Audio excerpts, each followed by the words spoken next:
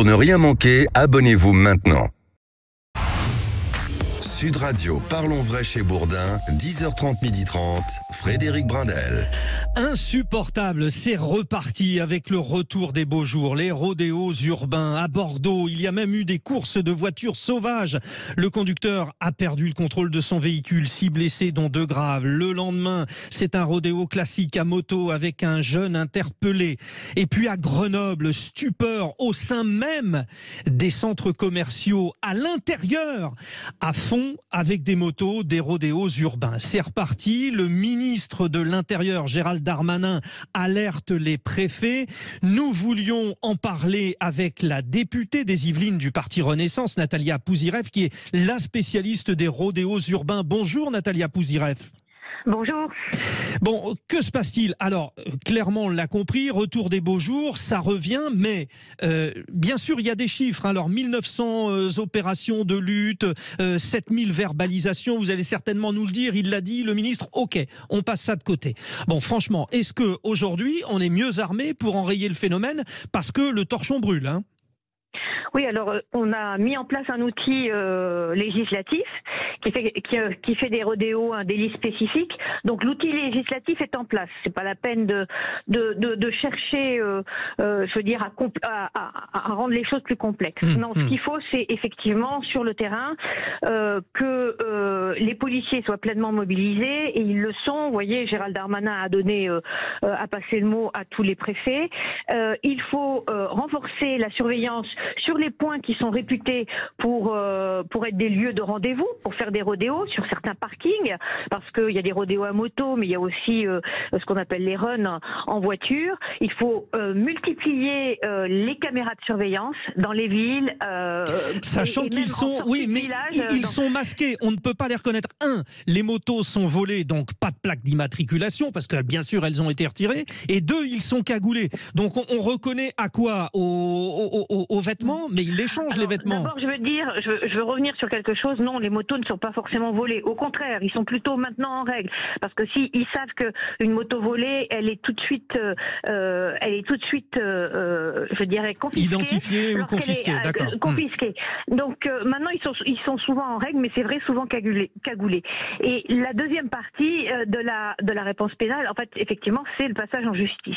Et la justice requiert un maximum de preuves pour pouvoir incriminer les personnes. Donc, à force de regroupement d'images, une fois avec la cagoule, sans la cagoule, mais sur le même véhicule, voilà, il s'agit de pouvoir démontrer, parce que ces personnes-là font appel à des avocats qui sont assez subtils pour et qui se sont spécialisés.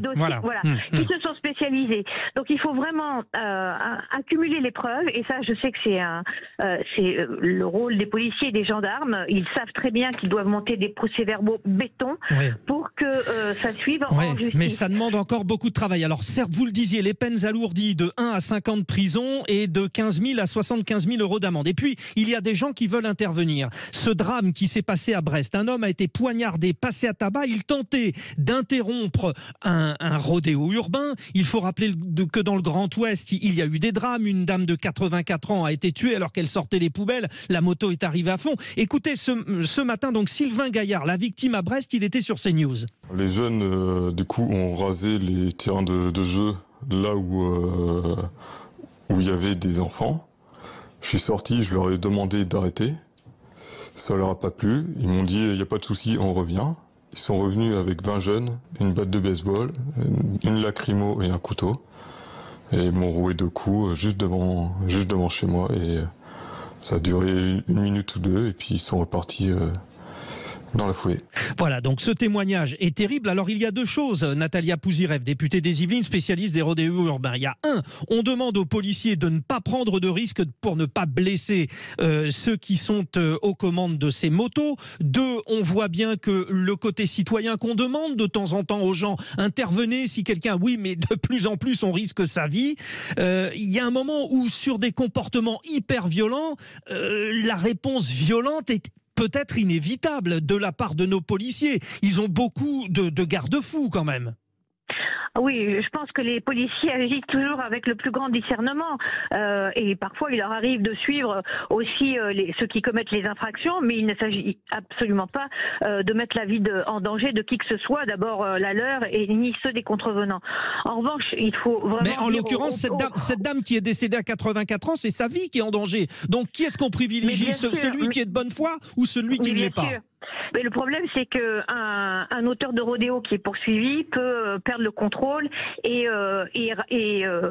passer sur le trottoir et rafler plusieurs personnes. Donc vous voyez, c'est toujours avec discernement qu'ils agissent, les policiers, parce que vous ne pouvez pas engendrer plus de victimes. Mais la personne là qui a voulu s'interposer, elle a fait preuve de grand courage.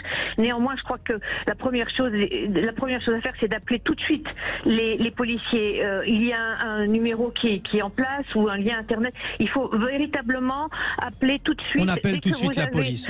Vous appelez tout de suite et c'est eux qui peuvent intervenir. Bon. Et avec des méthodes qui permettent de quadriller le territoire, on arrive bien sûr à interpeller des jeunes. Là, c'était arrivé à Trappes dans les Yvelines il y a quelques jours. Chez vous. Finalement, les jeunes se sont échappés, mais ils ont été repérés dans un box. Merci. Un peu plus tard. Merci Natalia Pouzireff. Continuez.